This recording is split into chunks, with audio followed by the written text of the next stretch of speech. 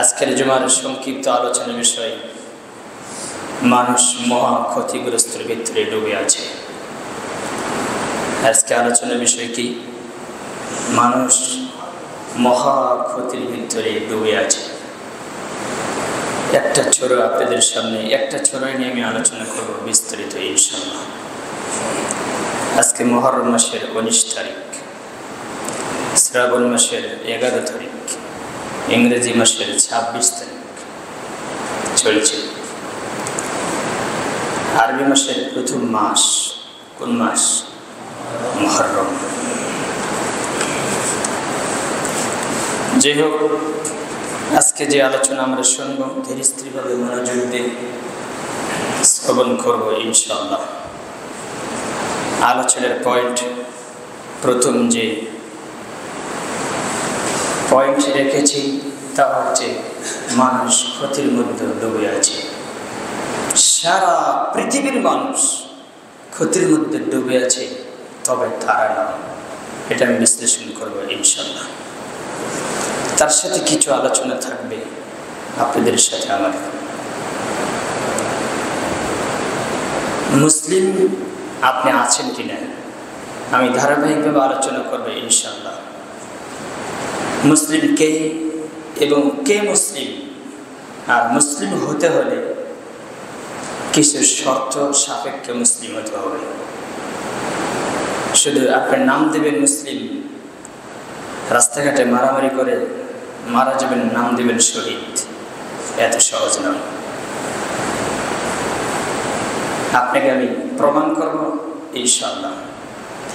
প্রথম আলোচনা হবে আজকের যুগে নেই, সামনে যুগের কথা বলছি না, আল্লাহ যদি বাঁচিয়ে রাখে ইনশাআল্লাহ।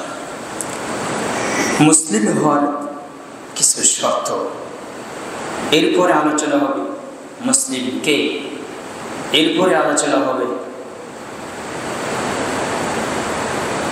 কোন মানুষটি আল্লাহ রাস্তায় কিভাবে, কোন পন্থায়, কোন নীতিতে, কোন পদ্ধতিতে, কার মেসেঞ্জারে, কার নিয়মে, কোন থিওরিতে আল্লাহ রাস্তায় বা কোন রাস্তায় জেহাদ করলে শহীদের মর্যাদা পাবে, ধারাবাহিকভাবে আলোচনা করব ইনশাআল্লাহ। খালি ধৈর্য সহকারে শুনবেন। আমি কোট করেছি, যা ইতিপূর্বে আমি আলোচনা করি নাই। আল্লাহ তুমি আমাদের মানার এবং বোঝার এবং তুমি জানার তুমি তৌফিক দান করো। আল্লাহ সুবহানাহু ওয়া তাআলা ছোট্ট একটি সূরা 103 নম্বর সূরা, সূরার নাম কি? সূরা আসর, পরিচিত সূরা, 3টা আয়াত।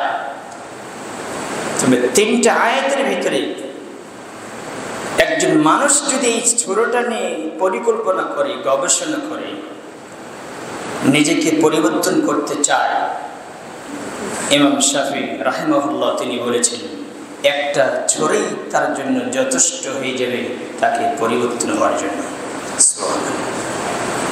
পুরো জীবনের পরিবর্তন এই সূরার ভিতরে আল্লাহ দিয়েছেন। আল্লাহ সুবহানাহু ওয়া তাআলা বলেন ওয়াল আসরে, সময়ের কসম, আসরের কসম, ইন্নাল ইনসানা লাফি খুসর, নিঃসন্দেহে, সন্দেহ মুক্ত, কোনো সন্দেহ নেই, কোনো অবকাশ নেই। ইন্না শব্দের অর্থ কখনো নিশ্চয় হয়, কখনো অবশ্যই হয়। অবশ্যই অবশ্যই মানুষ ক্ষতির মধ্যে ডুবে আছে। কে বলেছে? আল্লাহ বলেছে।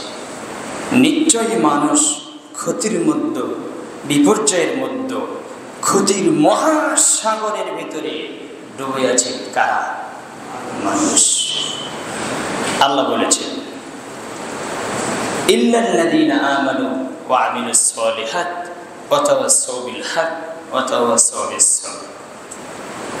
এই আয়াত থেকে 4টে কথা আছে। তবে তারা নয় যারা কি এনেছে? ঈমান এনেছে। ঈমান আনার পরে আমল করে না, এরকম। ঈমান এনেছে, আমলে সালেহ করে, নিজেও ঈমান এনেছে, আরেকজনকে ঈমান আনার দাওয়াত দিয়ে যাচ্ছে, নিজেও আমলে সলে করে আরেকজনকে আমলে সলের কথা বলে, নিজে আমলে সলে করবে কিন্তু আরেকজনকে বলবে না, বিষয় কিন্তু এরকম নয়। তাই যদি হতো তাহলে রাসূল সাল্লাল্লাহু আলাইহি ওয়াসাল্লাম ঈমান এনেছেন আল্লাহর প্রতি, নিজে ভালো আমলে সলে করেছেন না করে নাই? করেছে। তাহলে তিনি এত তাকে মার খেতে হতো না, মানুষের কাছে লাঞ্ছিত হতে হতো না, এত তাকে মানুষ অবজ্ঞা অবহেলা কষ্ট দিত না যদি আরেকজনকে না বলতে যেত। 2 গেল। 3 পাতা সবিল হক, নিজে হকের উপর থাকে এবং মানুষকে হকের উপরে ডাকে, নিজেই হকের উপর প্রতিষ্ঠিত থাকে, হক মানে এবং হক মানতে বাধা আসে না? নাই, বাধা আসে। নিজেও হক মানে আরেকজনকে হকের দিকে ডাকে। অথবা সবরি, এবং হক মানতে যে বাধাগ্রস্ত বিপদগ্রস্ত বালা মুসিবত যে আসবে এবং সে ধৈর্য ধারণ করবে এবং যাদেরকেই দাওয়াত দেবে তাদের উপর যে বিপদ আসবে তাদের কাছে ধৈর্যের উপদেশ দেবে।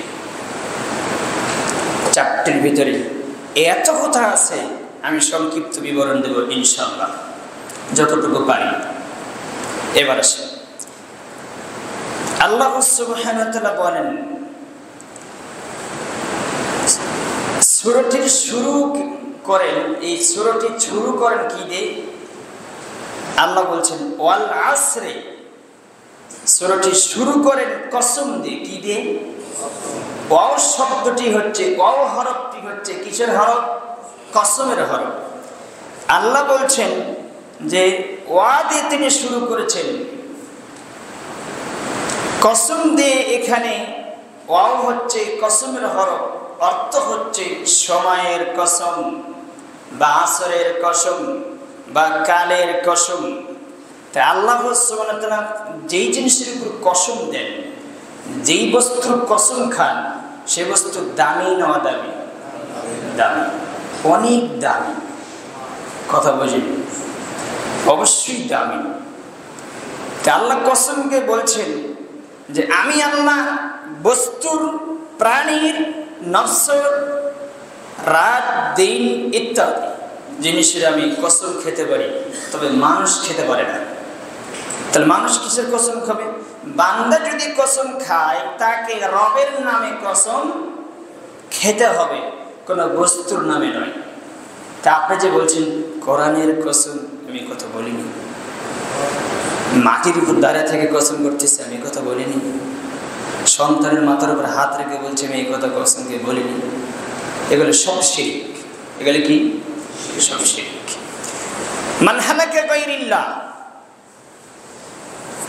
আল্লাহ ব্যতীত যত গায়রুল্লাহ আছে, যত জীবজন্তু কীট পতঙ্গ জড়বস্তু আছে, যে কোনো জিনিসের কসম খেলে কি হবে? শিরক হবে। এখান থেকে আপনাকে বেঁচে থাকতে হবে। তো বান্দা যখন কসম খায় তাকে রবের নামে কসম খেতে হয়, কিন্তু যখন স্বয়ং আল্লাহ কসম খায় তখন তিনি সৃষ্টি জগতের যা কিছু বেছে নিতে চান সেটার নামে তিনি কসম করেন। সেই কসমের মানে হলো সেই সৃষ্টির গুরুত্ব মর্যাদা রয়েছে। এটা এমন একটি সৃষ্টি, যেই বস্তুর নামে, যে প্রাণীর নামে আল্লাহ কসম করছে, এটা এমন একটি বস্তু বা সৃষ্টি যার দিকে তাকালে, যা নিয়ে চিন্তা করলে মানুষ তার থেকে শিক্ষা নিতে পারবে। কে বলেছে? আল্লাহ বলছে আমি যে বস্তুর কসম খেয়েছি, এই বস্তুর দিকে যদি মানুষ এই বস্তুকে নিয়ে চিন্তা ফিকির করে তাহলে অবশ্যই তার থেকে কিছু শিক্ষা নিতে পারবে, শিক্ষা অর্জন করতে পারবে। এবার আসে পবিত্র কোরআনে আল্লাহ তার বিস্ময়কর সৃষ্টি নিয়ে কসম করেছেন। কিছু বিস্ময়কর সৃষ্টি, উন্নত মানে কিছু সৃষ্টি আছে, যেমন সূর্য, সূর্যের কসম খাননি, চন্দ্র, নক্ষত্র, রাত, দিন ইত্যাদি আরও অনেক আছে। নফসের কসম খাননি, আপনাকে যে আল্লাহ নফস দিয়েছে ওটার আল্লাহ কসম খাইনি। আল্লাহ কসম করে বলছি, কারণ এটা উন্নত মানের সৃষ্টি।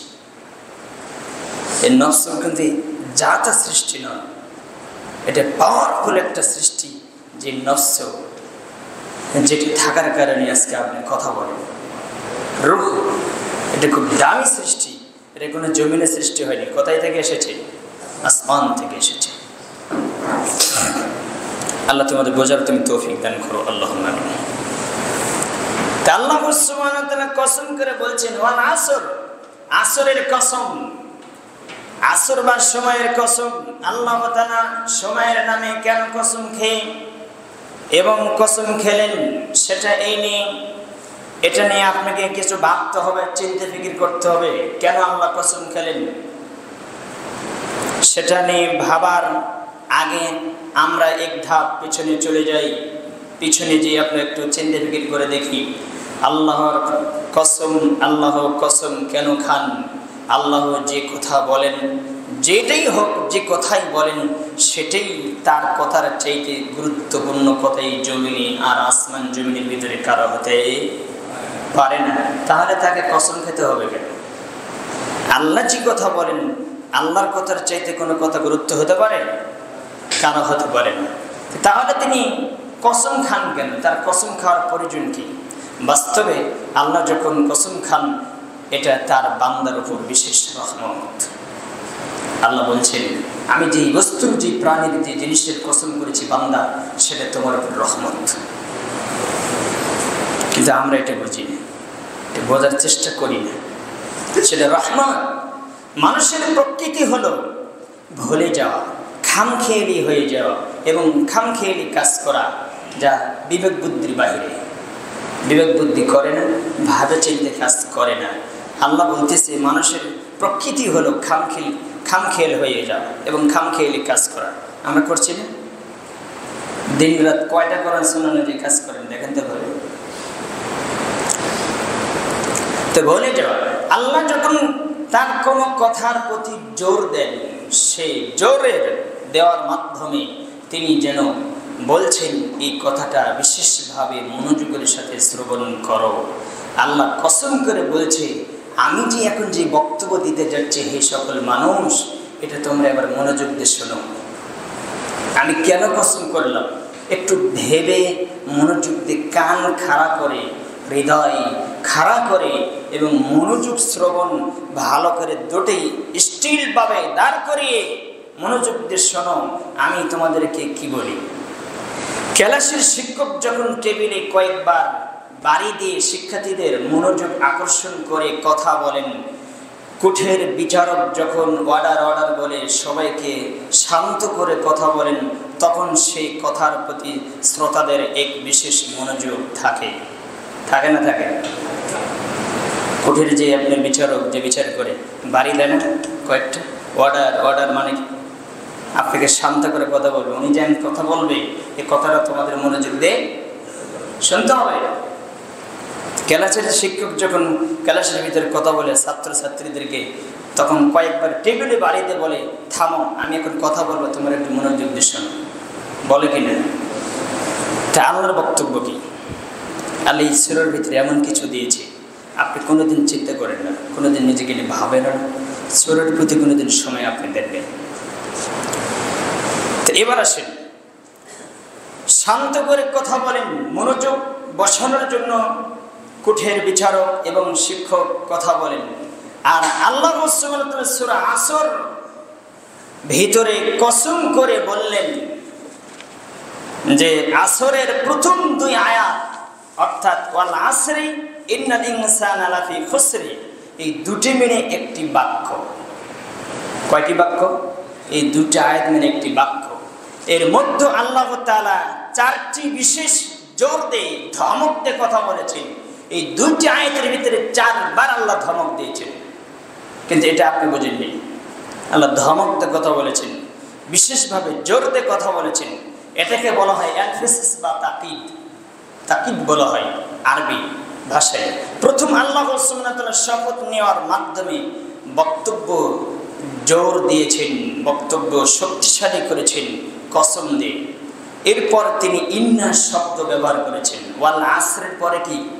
ইন্নাল ইনসান, ইন্না শব্দ ব্যবহার করেছেন, যার মানে নিশ্চয় বা অবশ্যই, অর্থাৎ তিনি মানুষকে নিয়ে এক বক্তব্য দিতে যাচ্ছেন যে ব্যাপারে একেবারেই সন্দেহ থাকতে পারে না। এরপর তিনি বলেছেন লা, আমরা লা ইলাহা ইল্লাল্লাহ বলি না, এই লা শব্দে কিন্তু টান আছে তিনারি, কিন্তু এখানে লাফি খুসরি, কেউ কি পড়ে লাফি খুসরি পড়ে, এ লা কিন্তু টান নেই, এ লা কি নাই, এ লা টান নেই। আরবিতে এই লাকে নাম তাকিদ বলা হয়, এই লা কোনো টান হয় না এবং টান হবেও না। এটা হচ্ছে এমফেসিস, এই লাটা হচ্ছে এমফেসিস বা জোর দেওয়ার লাম। লক্ষ্য করা ভালো, আল্লাহ সুবহানাহু ওয়া তাআলা বলেন এই লাম হচ্ছে লা থেকে ভিন্ন, যার শেষে একটি টান আছে যার অর্থ না। যে লাটা টান হয় লা ইলাহা, লা ইলাহা ইল্লাল্লাহ, এই লা শব্দের অর্থ হচ্ছে না। আর লা ফি খুসরি, লাফি খুসরি, এটার কিন্তু অর্থ না, এটা লামুত তাকিদ, এটা আল্লাহ ধমক দিয়েছেন, জোর দিয়েছেন। এটা হচ্ছে 3 নম্বর এমফেসিস এই সূরার ভিতরে। আল্লাহ বলেছেন তাকিদ, মানে জোর দিয়েছেন। এবার আসেন যে লা হরফটি এই বাক্যের তৃতীয় এমফেসিস। এরপর আল্লাহ বলেছেন ফি খুসর। আমি একটু ভাগ করে নিচ্ছি বোঝানোর জন্য আপনাদেরকে শব্দ শব্দ যে অক্ষরগুলো, তারপরে মূল আলোচনায় যাবো ইনশাআল্লাহ। এরপরে তারপরে শব্দের ভিতরে ব্যবহার করছেন লাফি, ফি শব্দ ব্যবহার করেছেন। কি করেছেন? ফি, ফি শব্দটা ব্যবহার করেছেন। এটা হচ্ছে চতুর্থ এমফেসিস দুটো আয়াতের ভিতরে। ফি খুসর, খুসর শব্দের অর্থ হলো ক্ষতি। খুসর শব্দের অর্থ কি? ক্ষতি। মানুষের বিরাট ক্ষতি হয়ে যাচ্ছে। ফি খুসর, ফি কথাটা এমনভাবে বলেননি যে আল্লাহ এইভাবে বলেননি যে মানুষের ক্ষতি হয়ে যাচ্ছে। আল্লাহ কি এভাবে বলেছেন? আল্লাহ কিন্তু বলেননি মানুষের ক্ষতি হয়ে যাচ্ছে, মানুষ ক্ষতি করে যাচ্ছে। আল্লাহ কিন্তু এই কথা বলেনি ফি শব্দটা দিয়ে। এই ফি শব্দের অর্থ এইভাবে আল্লাহ করেননি। আল্লাহ কি করেছেন এবার আপনাকে বিস্তারিত বলবো ইনশাআল্লাহ। মানুষের বিরাট ক্ষতি হয়ে যাচ্ছে, ফি খুসুর, তিনি এই কথাটা এমনভাবে বলেননি যে মানুষের ক্ষতি হয়ে যাচ্ছে, বরং তিনি ইন্নাল ইনসানা লাফি খুসর, এই পুরো শব্দের মাধ্যমে, পুরো আয়াতের মাধ্যমে আল্লাহ বলেছেন যে ওয়াল আসরি ইন্নাল ইনসানা লাফি খুসরি, সময়ের কসম, কালের কসম। আল্লাহ সুবহানাহু ওয়া তাআলা বলছেন যে মানুষ ক্ষতির মধ্যে, নিঃসন্দেহে বিপর্যয়ের মধ্যে, অবশ্যই অবশ্যই মানুষ ক্ষতির মধ্যে, মহাসাগরের ক্ষতির মধ্যে ডুবে আছে। কি বলেছেন? আল্লাহ বলেননি ক্ষতি হয়ে যাচ্ছে বা ক্ষতি করে যাচ্ছে, আল্লাহ এ কথা বলেননি। আল্লাহ বলছেন নিঃসন্দেহে অবশ্যই মানুষ ক্ষতির মধ্যে ডুবে আছে। তিনি যেন ক্ষতিকে বা বিপর্যয়কে একটি মহাসাগরের সাথে তুলনা করেছেন এবং মানুষ যেন এই বিপর্যয়ের এক মহাসাগরের একেবারে গভীরে ডুবে আছে, গভীর থেকে গভীরভাবে ডুবে আছে। এই ফি শব্দটি হলো এই বাক্যের চতুর্থ এমফেসিস বা তাকে পবিত্র কোরআনে আল্লাহ সুবহানাহু ওয়া তাআলা অনেক জায়গায় ধমক দিয়ে, জোর দিয়ে কথা বলেছেন যে ধমক যখন, ধমকের আয়াত যখন চলে আসে তখন আমি একটু জোরে কথা বলি, তখন আপনি বলেন ইমাম সাহেব রাগ করেছেন। রাগ করিনি। কোরআন কিভাবে নাজিল হয়েছে আপনি কোনোদিন জানেন, জানার প্রয়োজন মনে করেন না। কিছু আয়াত নাজিল হয়েছে ঘন্টা হয়ে, ইকরা বিসমি রাব্বিকাল্লাযী খালাক, খালাকাল ইনসানা মিন আলাক। প্রথম কোরআন যখন নাজিল হয়েছে গারে হেরে, কয় আয়াত? 5 আয়াত। এই গারে হেরে যখন রাসূল সাল্লাল্লাহু আলাইহি ওয়াসাল্লাম ইবাদত করেছেন, ঘন্টা ধরে শব্দ আকারে বিকট আওয়াজে এই 5টি আয়াত নিয়ে জিবরিল ফেরেশতা যখন তার কাছে এসেছেন, তিনি ভয় কাতর হয়ে গিয়েছেন এবং বলেছেন যে মানাকারী, বলছেন ইকরা পড়েন। তখন তিনি বলছেন মানাকারী পড়তে জানি না, যে করে বিশেষ ঘটনা। এক পর্যায়ে যখন আয়াত নাজিল করে দিলেন তখন ওই 5টি আয়াত নিয়ে তিনি বাড়ি আসলেন। তিনি জ্বরে পড়েছেন বেশ কয়েকদিন। আপনি মনে করেন যে এমনি নাজিল হয়েছে, এমনি এসেছে আকাশ থেকে। একটা আয়াত যখন নাজিল হয়, আল্লাহ যখন ছেড়ে দেয়, যে কথাটা ছেড়ে দেয়, জিবরিল ফেরেশতা যখন নিয়ে আসে, নাজিল যখন করেন, আল্লাহ যখন বলেন, আসমানের কোটি কোটি ফেরেশতা ভয়ে আতঙ্ক হয়ে তাদের যে পাখা আছে পাখা দিয়ে বাড়াবাড়ি শুরু করে। কোনো শব্দ কিছু বোঝা যায় না, ভয়েতে তারা এই শব্দগুলো করে। তারপরে যখন শান্ত হয়, জিবরিল ফেরেশতা সে আয়াত টেনে যখন আসমানে একের পর এক নামতে থাকে, প্রত্যেকটি আসমানের ফেরেশতা শিথিল হয়ে শান্ত হয়ে বলে, আমাদের রব কি বললেন। আর সেই কোরআন আপনি বাসায় পড়ে আছেন, মাকড়াসা বাসা করে কত ধুলোবালি পড়ে আছে, সেই কোরআন থেকে আপনি কিছু নিতে পারেন নাই, আপনি হতভাগা থেকে। আপনি কি বুঝতে চান? আপনি অবশ্যই হতভাগা। আপনার তকদিরে কতটুকু হেদায়েত আছে আল্লাহ ভালো জানে। আল্লাহ তোমাদের বোঝার এবং মানার তুমি তৌফিক দান করো, আল্লাহুম্মা আমিন। এবার আসেন, জোর দিয়ে আল্লাহ সুবহানাহু ওয়া তাআলা ধমক দিয়ে কথা বলেছেন, কিন্তু এই বক্তব্যটি দিতে যে আল্লাহ সুবহানাহু ওয়া তাআলা 4টি বার বিশেষভাবে ধমক দিয়েছেন, তখন যে কোনো চিন্তাশীল ব্যক্তির মাথা নাড়া দেবে এবং সে চিন্তা করবে, যদি সে আসলেই ওমা ইয়াতাযাক্কারু উলুল আলবাব, জ্ঞানী মানুষ হয়, তাহলে সে বুঝবে। আল্লাহ বলছে, আমার এই কোরআন, আমার এই কালামুল্লাহ তারাই বুঝবে। ফাযাক্কির বিল কোরআন মান ইয়াখাফু ওয়াঈদ, সূরা কাফের 45 নম্বর আয়াত খুলে দেখবেন, 50 নম্বর আয়াত, 50 নম্বর সূরা। আল্লাহ বলেছেন যে এই কোরআন থেকে মুহাম্মদ সাল্লাল্লাহু আলাইহি ওয়াসাল্লাম কোরআন থেকে উপদেশ নেবে তারাই যারা আমাকে ভয় করে। কাকে? আল্লাহকে ভয় করে, তারাই নেবে। আল্লাহ সুবহানাহু ওয়া তাআলা বলেছেন যে বিবেকমান মানুষের মাথা নাড়া দেবে, বিবেক নাড়া দেবে। আমি যে 2টি আয়াতের ভিতরে 4 বার ধমক দিয়েছি, এটা সবাই বুঝবে না এবং সবাই উপলব্ধি করতে পারবে না। সেই 4টি ধমক বিশেষভাবে জোর দিয়ে তিনি বলেছেন। আর আল্লাহ বলেছেন, চিন্তাশীল ব্যক্তি মানুষই এই 4টি ধমক নিয়ে ভাববেন। আল্লাহ কিন্তু বলেননি আল ইনসান খুসর, মানুষ ক্ষতিগ্রস্ত, কিন্তু এইভাবে তিনি বলেন নাই। বলেছেন সময়ের কসম, কালের কসম, নিঃসন্দেহে পুরোপুরিভাবে বিপর্যয়ের মধ্যে একেবারেই মানুষ মহাসাগরের বিপর্যয়ের ভিতরে মানুষ ডুবে আছে। কারণ কি? যে ডুবে আছে, যে ডুবে যাচ্ছে এবং আপ্রাণ চেষ্টা করছে, এবং যে পানির ভিতরে ডুবে যাচ্ছে এবং সে নিজেকে বাঁচানোর জন্য সাঁতার কাটছে, সাঁতার কাটা বোঝেন? সাঁতার কাটছে এবং সে বাঁচার চেষ্টা করছে, পানি থেকে সে উঠে আসবে এই চেষ্টা বারবার চালিয়ে যাচ্ছে। তার চাইতে বেশি বিপর্যয়ে কে আছে? যে পানির ভিতরে ডুবে গেছে কিন্তু সাঁতার কাটছে পানি থেকে কি করার জন্য? বের হওয়ার জন্য। আমি দেখতেছি আপনারা কিন্তু মনোযোগ অনেকেই অনেক জায়গায় দিয়ে বই আসে, বেশি কিন্তু এরকম না। মনোযোগ দেন। গাফলিতির সাথে কোরআন হাদিসের আলোচনা শুনলে হেদায়েত কোনোদিন আসবে না। আল্লাহর কালামুল্লাহ, নবী সাল্লাল্লাহু আলাইহি ওয়াসাল্লামের সুন্নাহ মনোযোগের সাথে শুনতে হবে, তাহলে আপনার এই পর্যন্ত যাবে। আর যারা বাচ্চা নিয়ে এসেছেন, বাচ্চাগুলো নিজের কাছে দায়িত্ব রাখেন। এবার আসে, আল্লাহ সুবহানাহু ওয়া তাআলা বলেছেন যে মানুষ নিঃসন্দেহে ক্ষতির মধ্যে ডুবে আছে। যে ডুবে গেছে পানির ভিতরে, সে নিজেকে বাঁচানোর জন্য কি করছে? চেষ্টা চালিয়ে যাচ্ছে।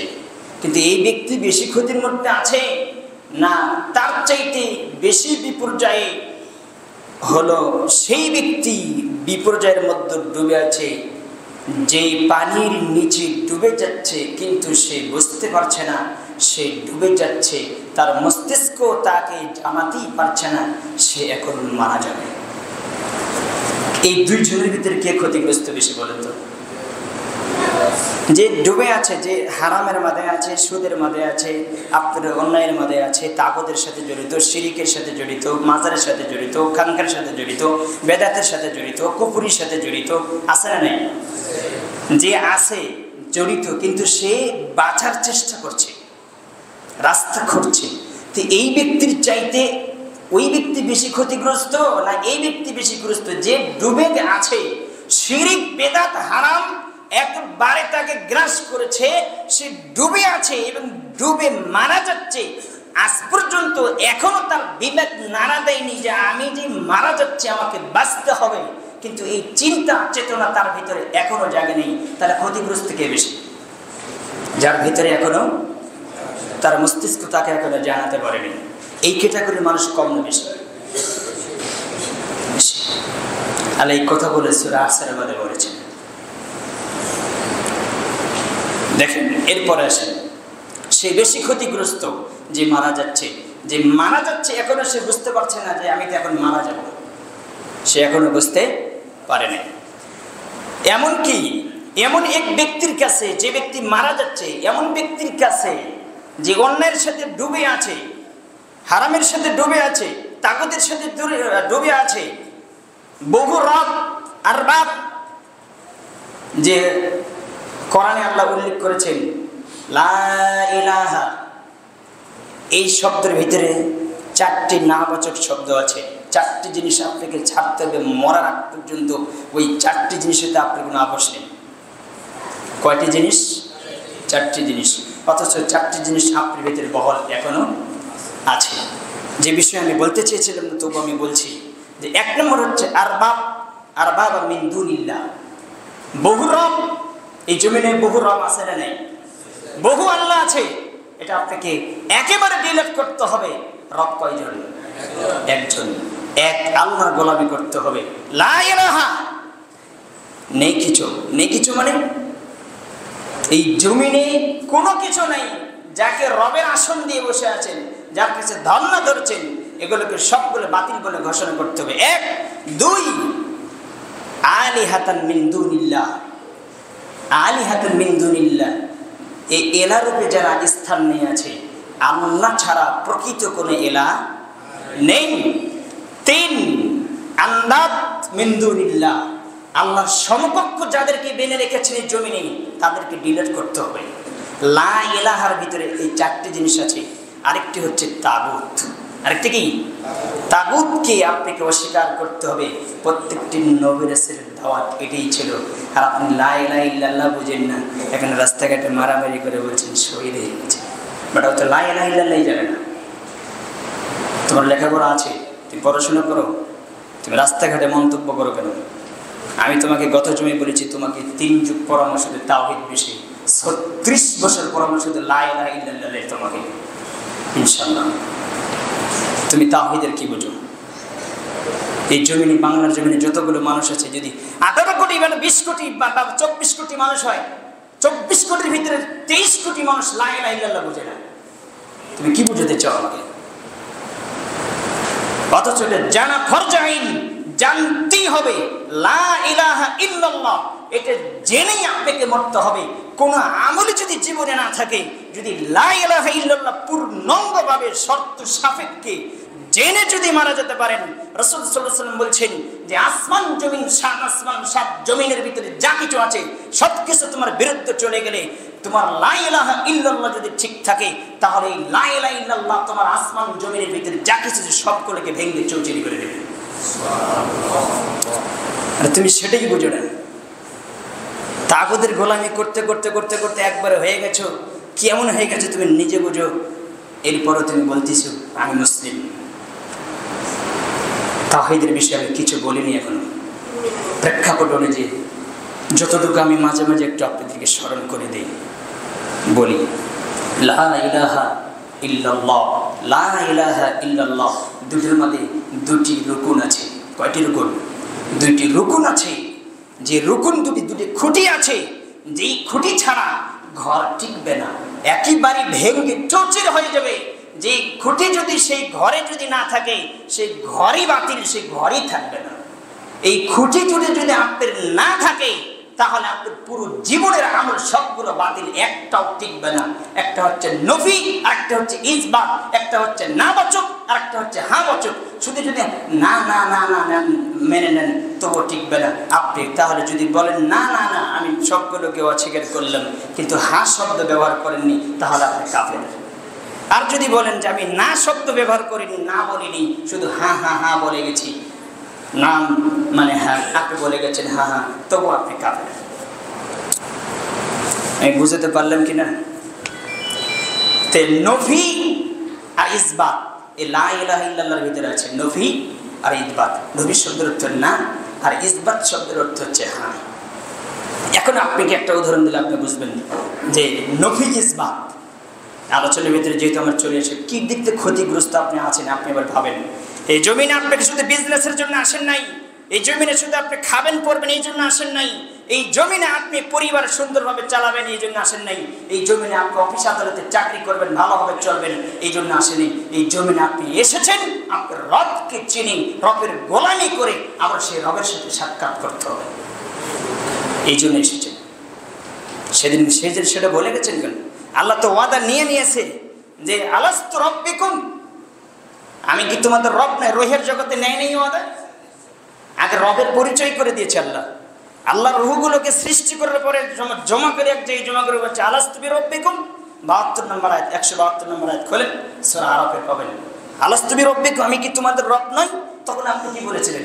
ক্বালু বালা, হ্যাঁ আপনি আমাদের রব। আল্লাহ সেখানে স্বীকৃতি নিছেন, ওয়াদা নিছেন, আমরা সবাই বলে যাচ্ছি হ্যাঁ আপনি আমাদের রব। এরপর আল্লাহ ক্ষান্ত হয়নি, জমিনে প্রেরণ করার পরে আল্লাহ সুবহানাহু ওয়া তাআলা একটি সূরা দিয়েছেন, সূরাতুল ফাতিহা। প্রত্যেকটি রাকাতে আপনাকে রবের পরিচয় দেওয়া আছে। আলহামদুলিল্লাহি রাব্বিল আলামিন, আলামিন উভয় জগতের রবকে। আপনাকে প্রত্যেক রাকাতে রবকে স্বীকার করতে হবে। সূরা ফাতিহা শুধু হযরের সাথে মুখস্থ করেন, কি বুঝেন? বোঝার চেষ্টা করেন না। রবের পরিচয় প্রত্যেকটি রাকাতে আপনাকে রবের পরিচয় আল্লাহ দিয়েছে। আমি যে তোমাদের রব, আমি তোমাদের স্মরণ করে দিচ্ছি। যেই সলাতে সূরা ফাতিহা নেই সেটা সলাতই না। কথা বুঝেননি? তাই রবের পরিচয় আপনাকে জানতে হবে। তাই আপনাকে নফি আর ইসবাত দুটো পার্থক্য। যদি আপনি বলেন যে খালিদুন কায়িম, খালিদ দণ্ডমান, খালেদ দণ্ডমান, মানে কায়িম মানে কি দাঁড়ানো, দণ্ডমান দাঁড়িয়ে আছে। আর বলে মানুষ কি দাঁড়িয়ে আছে না বয়ে এসেছে, এখানে নিশ্চিত হয়েছে। খালিদুন কায়িমান, খালিদ দণ্ডমান, এটা গেরাবা বলছে যে খালেদ দণ্ডমান। আশেপাশে যে আরো লোকজন আছে এগুলো কি বসে আছে না খাড়া আছে দাঁড়িয়ে আছে, এটা কি স্পষ্ট হয়েছে? এখন আপনাকে স্পষ্ট করতে হলে কি করতে হবে? লা কায়িমা ইল্লা খালিদুন, খালিদ ব্যতীত কেউ দণ্ডমান নাই, শুধু খালিদই দণ্ডমান। এবার পূর্ণাঙ্গ তাওহীদ হয়েছে, লা ইলাহা ইল্লাল্লাহ পুরো অর্থ চলে এসেছে। তাই আল্লাহকে বলছে লা ইলাহা, বাদ দাও আগে তোমার জীবনে যে রব তোমার অন্তরে নিয়ে এসেছো, যে মানুষের গোলামি, মানুষের দাসত্ব, বস্তুর গোলামি, বস্তুর দাসত্ব, যে তাগত পূজারী যত রব আছে জমিনে, যত ইলাহ আছে জমিনে, যত কিছু আছে সবগুলোকে আগে তুমি কি করে দাও? করেছেন? কই করেছেন? করেননি তো। মুসলিম এখানে হতে পারেননি, সমস্যা আছে। জীবনে বলেছেন যে একবার লা ইলাহা ইল্লাল্লাহ বললে জান্নাত হবে, জি না জান্নাত হবে না। ওর চাইতে আপনার চাইতে শরীরকে লা ইলাহা ইল্লাল্লাহ পড়েছে আব্দুল্লাহ বিন উবাই, জান্নাত হয়নি। মাথায় রাখেন। আমি সময় সাপেক্ষে সামনে আলোচনা নিয়ে আসতেছি মুসলিমকে, আপনাকে ধারাবাহিকভাবে আমি শোনাবো ইনশাল্লাহ, ব্যতিক্রম আলোচনা। এই আলোচনার ভিতরে কোনো ভয় হবে না ইনশাল্লাহ। যা বলবো, মরবো না হয় বাঁচবো, বাঁচবো না হয় মরবো, হয় শুলি হবে হবে, হয় ফাঁসি হয় হবে। এখানে চুপ থাকার সময় আর নেই, কারণ বর্তমান ঘোলাটে সমাজ পূর্ণাঙ্গ হয়ে আছে তাগুদের গোলামি, বহু রবের গোলামি, আল্লাহদের গোলামি, সবগুলোতে পূর্ণাঙ্গ হয়ে আছে। কথা ঠিক কিনা?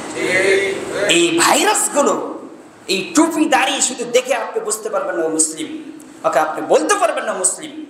অতএব এগুলোকে আপনাকে চিনতে হবে, এগুলো থেকে আপনাকে বেড়ে আসতে হবে। আল্লাহ তোমাদের বোঝার এবং মানা তুমি তৌফিক দান করো। আল্লাহ আমি সময় সাপেক্ষে আপনাদেরকে বোঝাবো ইনশাল্লাহ। শুধু এতটুকু আমি টাচ করলাম। এবার আসেন, যেখান থেকে এতগুলো কথা আমি বললাম যে আল্লাহ সুবহানাহু ওয়া তাআলা এমন এক ব্যক্তিকে কথা বলেছেন, এমন এক ব্যক্তির কথা বলেছেন যে ব্যক্তি ডুবে আছে ক্ষতির মধ্যে, শিরক বেদাত তাগুদের মধ্যে ডুবে আছে, বহু রবের মধ্যে ডুবে আছে, বহু রবের গোলামি করে যাচ্ছে। এই ব্যক্তিকে যদি আপনি বলেন, মানে সম্মান দেবেন না, যে এইভাবে বলেন ভাই আপনি তো ডুবে আছেন, বাড়ির মধ্যে পানি খাচ্ছেন, উঠেন উঠেন, এটা আদর করে বলতেছেন ভাই উঠেন উঠেন, এই আদর তো হবে? কি দিয়ে বলতে হবে ভাই? সেটা আল্লাহ কোরআনে শিক্ষা দিয়েছেন। এই ব্যক্তির কাছে এমন ভাবে মেসেজ দিলে হবে না তুমি উঠো উঠো ডুবে যাচ্ছ, তুমি তো হারাম খাচ্ছ সবসময়, তুমি তো ডুবে যাচ্ছ, এমন ভাবে তাকে বললে হবে না। এমন ব্যক্তিকে বাঁচাতে হলে, এমন ব্যক্তিকে এই পাপ থেকে, ক্ষতির মধ্য থেকে তুলতে হলে আল্লাহ বলেছেন ওকে ধমক দে, জোর দে, ওকে টেনে হেঁচড়ে বের করে নিয়ে আসতে হবে। কে বলেছেন? আল্লাহ বলেছেন। এখানে আল্লাহ ধমক দে বলেছেন যে একে জোর দে, জাগিয়ে তুলতে হবে। তাকে জাগিয়ে তুলতে না পারলে তাকে বাঁচানো সম্ভব নয়। এই আয়াতে একের পর এক এমফেসিস বা জোর দিয়ে আল্লাহ ধমক দিয়ে গোটা মানব জাতির জন্য সতর্ক করেছেন, এবং আল্লাহ ধমক দিয়ে পুরো জাতিকে ধমক দিয়ে, মানব জাতিকে ধমক দিয়ে আল্লাহ বলেছেন তোমরা ক্ষতির মধ্যে ডুবে আছো, তোমরা বের হয়ে আসো। আল্লাহ বলেছেন। এবার আসেন, ধমক দিয়ে আল্লাহ জাগিয়ে তুলতে চাচ্ছেন এই মানুষগুলোকে, কিন্তু আমরা এখনো সেই অন্ধকারে ডুবেই আছি। প্রতিটি মানুষই তার ব্যক্তিগত লক্ষ্য অর্জনের জন্য পিছনে ছুটছে। প্রত্যেকটি মানুষের জীবনে একটা লক্ষ্য উদ্দেশ্য আছে না নাই? আছে। এই জিনিসগুলো এখন শুনবেন, আমি যে কথাগুলো বলবো। প্রতিটি মানুষই ব্যক্তিগত লক্ষ্য অর্জনের জন্য পিছনে ছুটছে।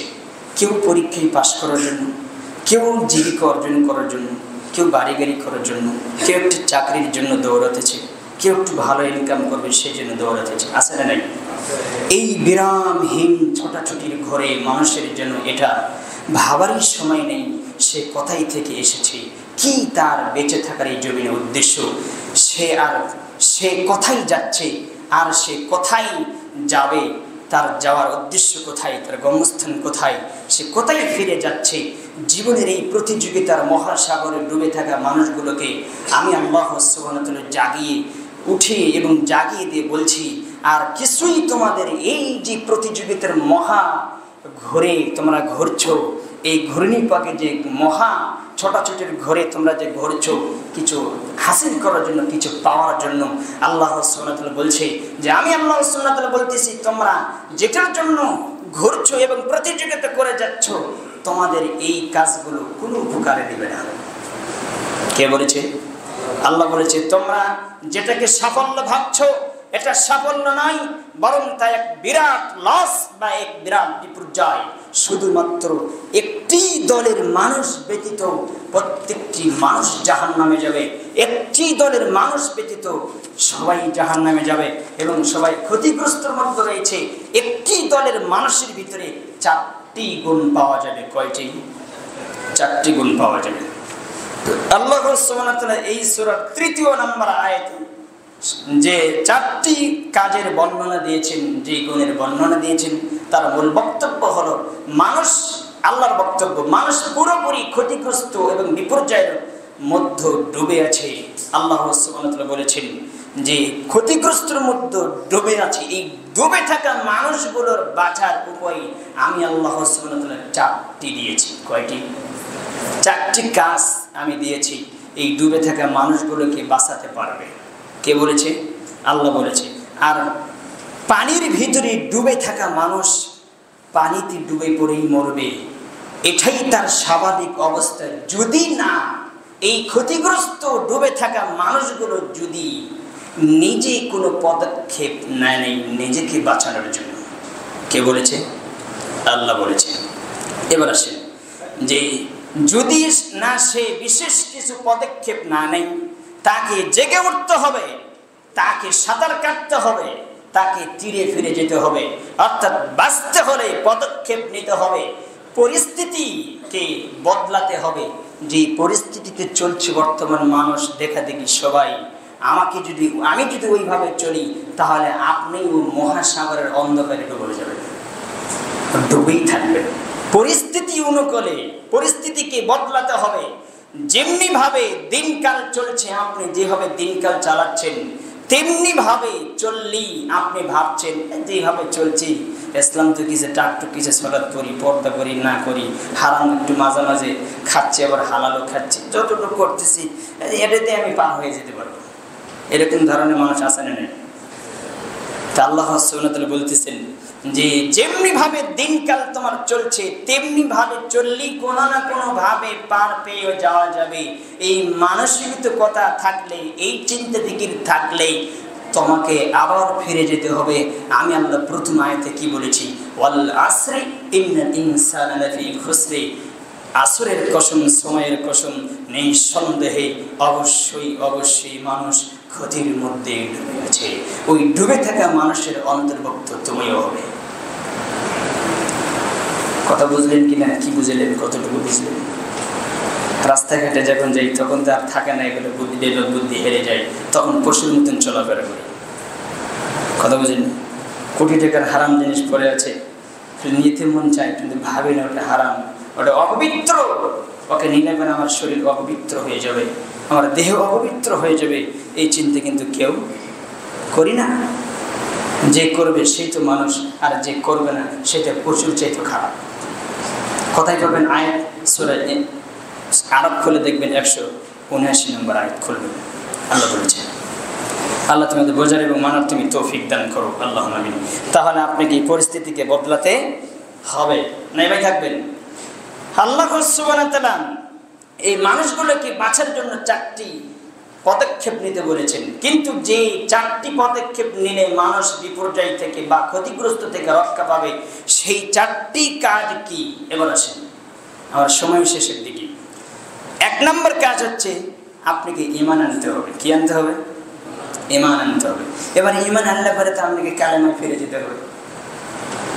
সংক্ষিপ্ত কালেমা হচ্ছে লা ইলাহা ইল্লাল্লাহ, আর পূর্ণাঙ্গ কালেমা হচ্ছে আশহাদু আল্লা ইলাহা ইল্লাল্লাহ ওয়া আশহাদু আন্না মুহাম্মাদান আবদুহু ওয়া রাসূলুহু। আরেক পর্যায়ে আছে আশহাদু আল্লা ইলাহা ইল্লাল্লাহ ওয়াহদাহু লা শারীকা লাহু ওয়া আশহাদু আন্না মুহাম্মাদান আবদুহু ওয়া রাসূলুহু। এটা হচ্ছে পূর্ণাঙ্গ কালেমা। আর শর্টকাট মিলে যেটা একটা সংক্ষিপ্ত শর্ট, সেটা হচ্ছে লা ইলাহা ইল্লাল্লাহ। এর মধ্যে গুপ্ত আছে ওয়ান্না মুহাম্মাদুর রাসূলুল্লাহ, এই শব্দটার ভিতরে গোপন আছে। আমি সময় সাপেক্ষে বোঝাবো ইনশাআল্লাহ।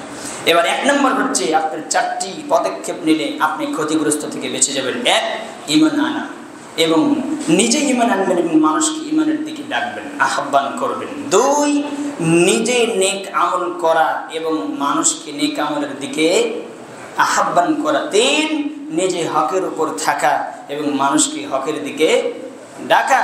4, নিজে ধৈর্য ধারণ করা এবং মানুষকে ধৈর্যের দিকে ডাকা। কিন্তু ঈমান এমনি এমনি আসবে না।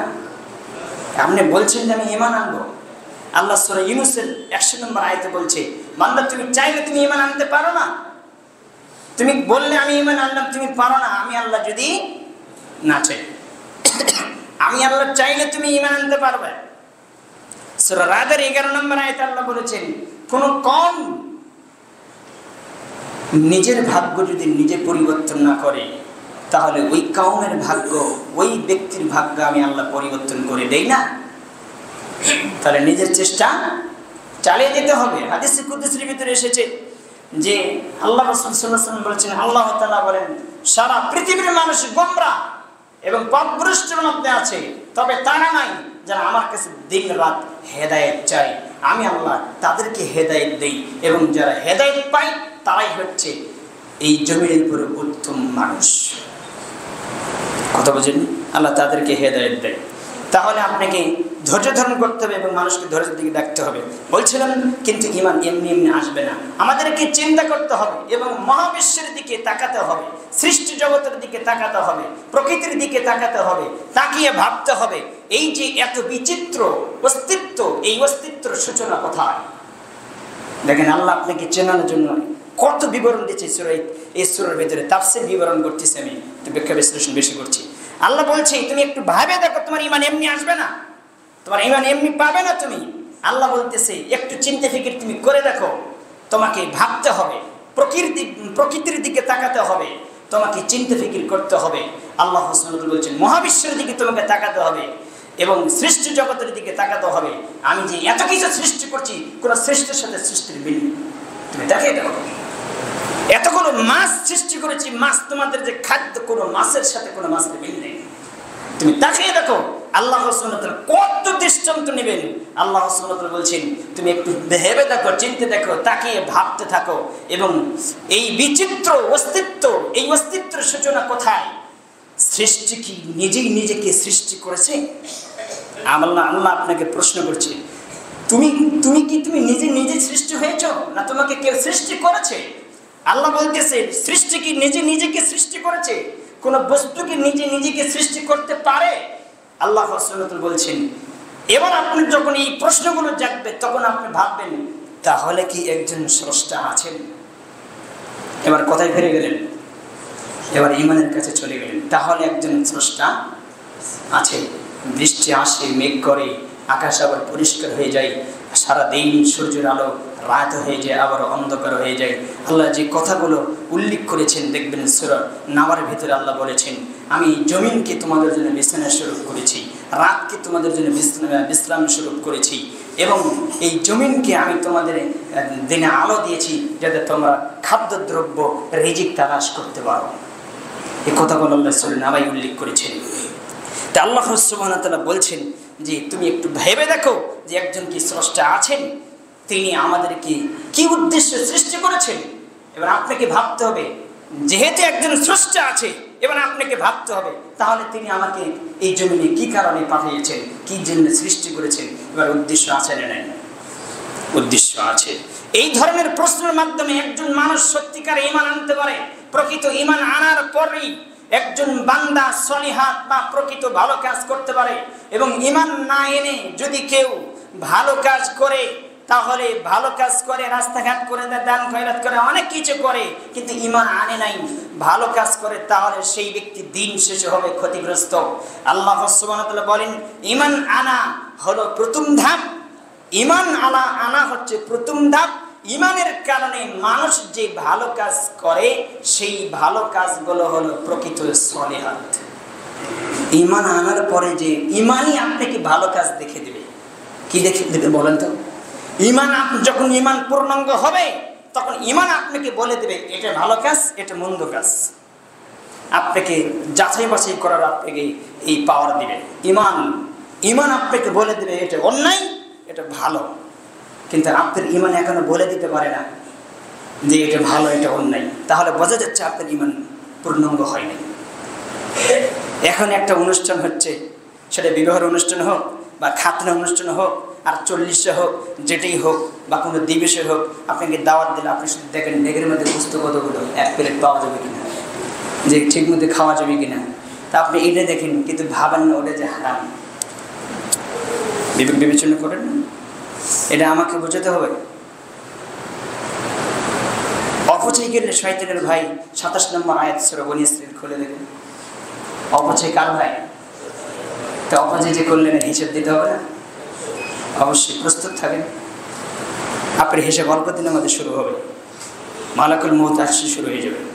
আল্লাহ তুমি আমাদের বোঝার এবং মানার তুমি তৌফিক দান করো, আল্লাহুম্মা আমিন। এবার আসেন যে এই ধরনের প্রশ্নের মাধ্যমে একজন মানুষ সত্যিকার ঈমান আনতে পারে এবং প্রকৃত ঈমানের পরপরই একজন বান্দা সলিহাত বা ভালো কাজ করতে পারে। এবং ঈমান না এনে যদি কেউ ভালো কাজ করে তাহলে দিন শেষে সেই ব্যক্তি হবে ক্ষতিগ্রস্ত। আল্লাহ তাআলা বলেন ঈমান আনা হলো প্রথম ধাপ। ঈমানের কারণে মানুষ যে ভালো কাজ করে সেই কাজগুলো হচ্ছে প্রকৃত সলিহাত। সেই কাজগুলো হচ্ছে ভালো কাজ। সেই কাজগুলোই মানুষকে ক্ষতিগ্রস্ত বিপর্যয় থেকে রক্ষা করতে পারে। কে বলেছেন? ওই ঈমান, ওই ভালো কাজগুলোই তাকে ক্ষতি থেকে রক্ষা করবে, জাহান্নাম থেকে মুক্ত করবে। কি বলেন তো? কথা বলেন না। ভালো কাজ, ঈমান এবং ভালো কাজ আপনাকে কোন জায়গায় থেকে মুক্ত করবে? জাহান্নাম, কবরের শাস্তি এবং মৃত্যুর শাস্তি, কিয়ামতের মাঠের শাস্তি এবং আরো হিসাব নিকাশ কত কিছু আছে, এগুলো থেকে আপনাকে মুক্ত করবে ঈমান এবং আপনার ভালো কাজ। আল্লাহ বলছেন।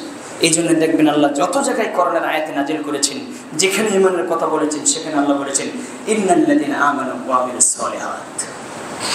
বুঝেন কি না? আল্লাহ তুমি বোঝার এবং মানার তুমি তৌফিক দান করো, আল্লাহুম্মা আমিন। এবার আসেন সেই কাজগুলো মানুষকে ক্ষতি এবং বিপদগ্রস্ত থেকে রক্ষা করতে পারে। অর্থাৎ যেই বাবা দিন রাত পরিশ্রম করে পরিবারের খরচটুকু মেটানোর জন্য সকাল 8টার দিকে বের হন, বিকেল 5টার দিকে অফিসে ফেরেন বা রাত 8টায় ফেরেন। আল্লাহ সুবহানাহু ওয়া তাআলা দেখেন এমনভাবে বিবরণ দিয়েছেন কোরআনের বিশ্লেষণ, যা আপনাকে আমি সময় সাপেক্ষে বোঝাতে পারবো, কিন্তু আজকে আমি পারছি না সময় সংকীর্ণের কারণে। যে একজন একটা উদাহরণ দিচ্ছে আমি, আবার দেখেন, যে বাবা দিন রাত পরিশ্রম করে এবং পরিবারের খরচটুকু মেটানোর জন্য, সে যদি এই কারণে পরিশ্রম করে যে তার রব তাকে এই দায়িত্ব দিয়েছে, বাসে ঝোলে ঘামে ভেজা শাক, মানুষের গালমন্দ খেয়ে নিজের জন্য শখ করে এক জোড়া জুতো কেনার আগে 3বার ভেবে সে যে অক্লান্ত পরিশ্রম করে, কাজী যদি তার রবকে খুশি করার জন্য হয়, ওই জুতা কেনা, ওই শ্রম, ওই ক্লান্তি, অক্লান্ত পরিশ্রম, পরিবারের জন্য দিন রাত চলছেন, রাস্তাঘাটে শ্রম দিচ্ছেন, নিজের শরীরের ঘাম একদম ঘেমে সাত সবকিছু আপনি ভেজে যাচ্ছে। আল্লাহ সুবহানাহু ওয়া তাআলা বলছেন এই পরিশ্রম দিন রাত সে করছে, নিজে দুটো কষ্ট করে টাকা ইনকাম করেছে, একটু খুশি করে এবং আনন্দ বোধ করে এবং খুশি হয়ে দুটো জুতো কিনবে, দামি জুতো যে পরবে, পায়ে দিয়ে দুটো জুতো দিবে। আল্লাহ সুবহানাহু ওয়া তাআলা বলেন এই জুতো কেনার আগে সে 3বার ভেবে চিন্তা ফিকির করবে। যদি সেই চিন্তা ফিকির এইভাবে করে, যদি সে আল্লাহকে সন্তুষ্টির জন্য করে এবং রবকে খুশি করার জন্য করে, তাহলে সে প্রকৃত ভালো কাজ করতে সক্ষম হয়েছে। এই জুতোটাও কার জন্য কিনতে হবে? আল্লাহর জন্য কিনতে হবে। কিন্তু যদি সে পরিশ্রমের গড়াই ঈমানের আলো না থাকে, তাহলে তার ভালো কাজগুলো তাকে বিপর্যয়ের দিকে, ক্ষতির দিকে ঠেলিয়ে দেবে। ওই কাজের প্রত্যেকটি কাজের গড়াই ঈমানের আলো থাকতে হবে। 20 পাটি জমি করেছেন, কার জন্য করেছেন? সেখানে ঈমান ছিল কিনা? সেই জায়গাটা আপনি কাউকে থেকে মারে ধরে নিয়েছেন কিনা? কতটুকু হক ভাবে নিয়েছেন? আল্লাহকে রাজি খুশি করার জন্য নিয়েছেন? কার জন্য নিয়েছেন? কোন ছেলে মেয়ের জন্য নিয়েছেন? সেই ছেলে মেয়ে ভবিষ্যতে আপনার জন্য সুসন্তান হবে না কুসন্তান হবে? আল্লাহ বলেছেন প্রত্যেকটি জিনিস বান্দা তোমাকে ভাবতে হবে। তুমি যে বাড়ি করে রেখে যাচ্ছ, এই বাড়িতে এক সময় গান বাজনা হবে না কি হবে? এই বাড়ি কতটুকু আমাকে পরকালে সফলতা দিতে পারে? এই বাড়ির জন্য আমি কতটুকু আল্লাহর কাছে সফলতা অর্জন করতে পারি? আমি যে জায়গা কিনেছি, এই জায়গার বিনিময়ে আমি কতটুকু সফলতা অর্জন করতে পারি? আমি যে ফ্যাক্টরি দিয়েছি, এই ফ্যাক্টরির মাধ্যমে যতগুলো মানুষ চলবে, উঠবে, বসবে, শ্রম দেবে, ইনকাম করবে, আমি তাদেরকে বেতন দিব, এতে আমি কতটুকু দুনিয়াতে এবং পরকালে আল্লাহর সামনে সফলতা অর্জন করতে পারবো? প্রত্যেকটি জিনিস করার আগে আপনাকে প্রত্যেকটি কাজের গোড়ায় থাকতে হবে ঈমান এবং ভালো সলিহাত। যদি না থাকে, তাহলে এই প্রত্যেকটি কাজ আপনার জন্য জাহান্নামের কারণ হবে। আল্লাহ তুমি বোঝার এবং মানার তুমি তৌফিক দান করো। আল্লাহুম্মা আমিন।